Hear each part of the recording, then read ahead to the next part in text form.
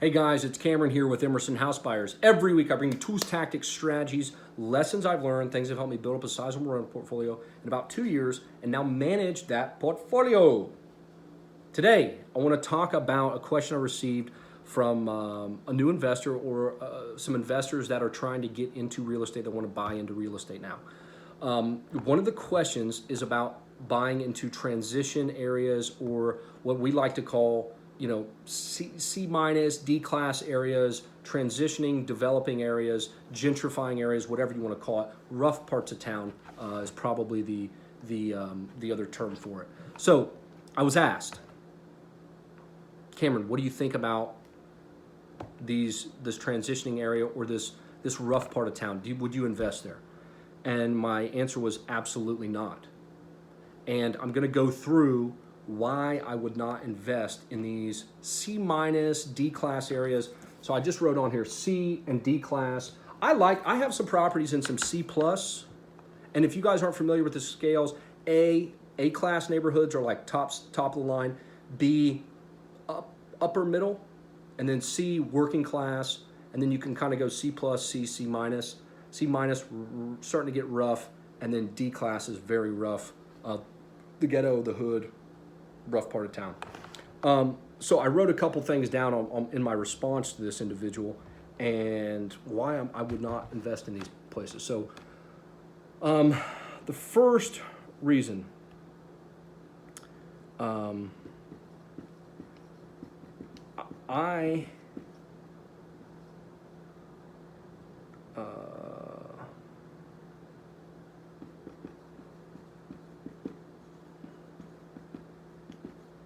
this might be two reasons, but we'll lump it into number one. So appreciation and tenant quality.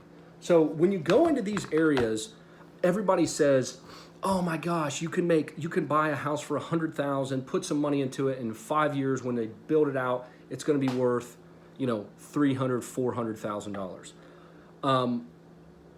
Maybe, I don't know. A lot of people, if that was the case, people would be doing it and everybody would be getting rich. People do it, they make money. I'm not saying you can't. But if you're playing on that stupid amount of appreciation, I say stupid because it's healthily above average. 3% when I do my analysis. If you guys haven't seen my rental analysis, you'll see it up here or over here. I can't remember which side. I include a conservative amount of 2% for appreciation. Also, if you're going to try to rent these, I don't flip. So if you guys are interested in flipping, you're watching the wrong channel. This is long-term buy and hold strategies. The tenant quality is tough.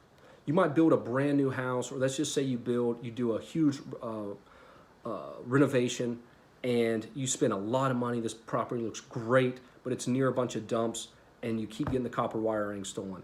You keep having people break in. You keep having crackheads go in your house and do drugs. I have had that happen. And not even in a C-class neighborhood. I've had people steal washers and dryers. So you want to be cognizant of that. And the quality of tenant, when you're screening for these folks, it's tough to find quality tenants. I have found that a property's value goes up significantly when you have a tenant that takes care of the property and is in there for a long time. And you don't have to evict, you don't have to do anything. When you have to turn over a lot, or you have to evict and you have to deal with people who pay late all the time, it lowers the value of the property because you're doing these turnovers, you're having vacancy, you're having to do repairs a lot more frequently. When you have a quality tenant that takes care of the property that's in there for a long time, that adds so much more value to the property. So I've found, and like I said, I don't invest in transitioning areas, but I have heard and know from my quality of tenants, and I've got some different places. Like I said, I've got some C-class, C-plus properties, nothing C- and below, but these are great blue-collar neighborhoods, working-class neighborhoods. The tenant quality can get sketchy in those areas even as well. So be cognizant of this mythical appreciation. It does add a lot of value to the property if you can get it to work out, but from the time you finish your rehab to the time you cash out could be a year, 2, 4, 5 years, and it could be a rough stretch. You could have to do another rehab after a tenant tears up the property. You could have to paint again. You could have to, people bust out windows. I mean, steel AC units. I've heard it all. It's madness. And the second reason I don't invest in those areas is really the people that make a lot of money are the developers. So when I say you put $100,000 rehab into a property, really I would not recommend that for a first-time rehab for anybody. It can be very difficult. You can run into a lot of headaches. If you're not close on your numbers, especially if you're new, you're gonna go over budget 10, 20, 30% pretty easy, and then you might blow up the deal that way. Developers, though, they have a product, they have a team that they work with, they know exactly what these properties are going to do because they have these massive numbers and massive pools, massive amounts of data and things that they work with, and teams that they have to build these properties. So they have one roofer, they have a couple drywall guys, they use the same painter, the same guy that's laying flooring, the carpenter, all that is all the same. And they go, poof, poof, poof, poof, poof, and they just knock it out. It's like cookie cutter. So you come in, they buy a plot of land for $30,000. They have their construction costs. They put a $100,000 house on it. Now they're selling it for $200,000, $250,000, whatever. Those developers are making good money doing that. But they also have a system. That's all they're doing. They're not jumping around doing other things. They might develop one area and then go and develop another area. But for the guys that they're working with, excuse me, or that they're working, that are working for them, are the same people. It's not you who goes out and buys a rental property and then, oh, okay, let me buy this and do a massive rehab or tear this down and do a new build. They're going to beat you out every time because they have a process and they're more efficient. So developers make a lot of money in that. And 3, and this kind of goes with the first one.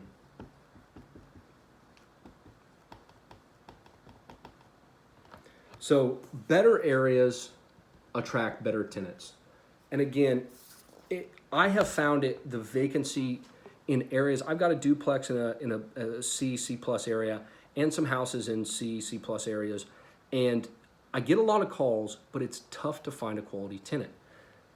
In these great schools like Katy, Sugar Land, Cypress, Fort Bend County, that have solid schools and they're a solid house. They don't have to be expensive. Some of these houses are probably 150,000-ish, but people like a quality house. It doesn't have to be fancy, but just a quality house in a nice area. They're piling in for that, for somebody that takes care of them.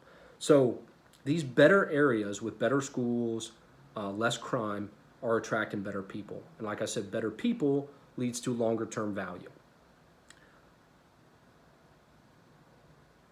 Appreciation is definitely a big piece of this. I just want to go back and highlight that. That is probably what most developers and people are playing on, is the massive appreciation play they can get. But I want to tell you guys, appreciation is never guaranteed. It's definitely a significant portion of your returns, but it's never guaranteed. Developers make a lot of money in the area. And like I said, better area attracts better quality of tenants. I'm not saying people haven't made money in buying and transitioning areas. Guys, I'm just old school, and to be honest with you, I don't like reinventing the wheel. If there's an area that people are making money in, and I know that I can buy this house, there's 50 others in the neighborhood, the school's been there a long time, there's people moving in the area, why wouldn't I buy in that area? Why would I go to this area where there's a bunch of crime? I might get some good appreciation, I might not. You don't know.